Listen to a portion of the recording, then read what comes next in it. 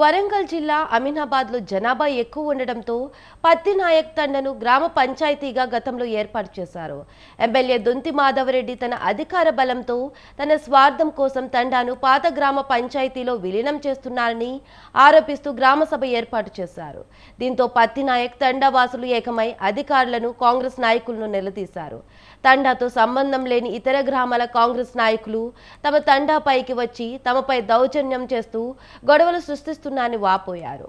తమ తండాను ఎట్టి పరిస్థితిలో అమీనాబాద్ గ్రామంలో కలపకూడదు, తమ పత్తి నాయక్ తండాను యథావిధిగా గ్రామ పంచాయతీగా కొనసాగించాలని అధికారులకు, ప్రభుత్వానికి వ్యతిరేకంగా నినాదాలు చేశారు.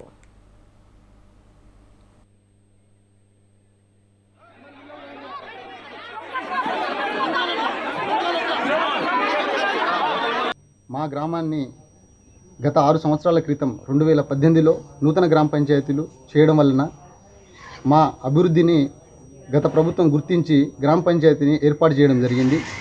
అట్టి గ్రామ పంచాయతీ ఈ 6 సంవత్సరాలు అభివృద్ధిని నోచుకొని ముందుకు వెళ్ళడం కొంతమంది రాజకీయ దుర్దూషకులకు ఇష్టం లేక గిరిజన భూములను లాక్కోవడం కోసం ఈ రాజకీయ కోణంలో మా గ్రామాన్ని అమీనాబాద్ గ్రామ పంచాయతీలో మర్జీ చేయడం కోసం రాజకీయ కుట్రలు చేస్తున్నారు. ఇట్టి రాజకీయ కుట్రల్ని మేము ఎలా తిప్పికొట్టాలో మాకు కూడా తెలుసు. ఇలాంటి మానుకొని మా తండవాసులకి ఏదన్నా మంచి పనులు చేసి మా అభివృద్ధిని, మా గిరిజన అభివృద్ధిని కొంచెం ముందు తీసుకెళ్లాలని మనవి చేసుకుంటాం. ఇంతకు ముందు తెలంగాణ ప్రభుత్వం వచ్చిన తర్వాత కొత్త గ్రామ పంచాయతీలు ఏర్పడే దాంట్లో మా పత్తినాయక తండతో కొత్తగా ఏర్పడ్డది. మా పాపులేషన్స్ 1050 మంది జనాభా ఉన్నారు. మాకు ప్రభుత్వం నుంచి వచ్చిన పొలాలు, పథకాలు ఏది వచ్చినా నర్సరీ కానీ, విలేజ్ పార్కు కానీ, శ్మశాన వాటికలు కానీ అన్నీ మేము ప్రభుత్వం ఇచ్చినా కట్టుబడి చేసినాం. మాది మాకు ఉన్నది.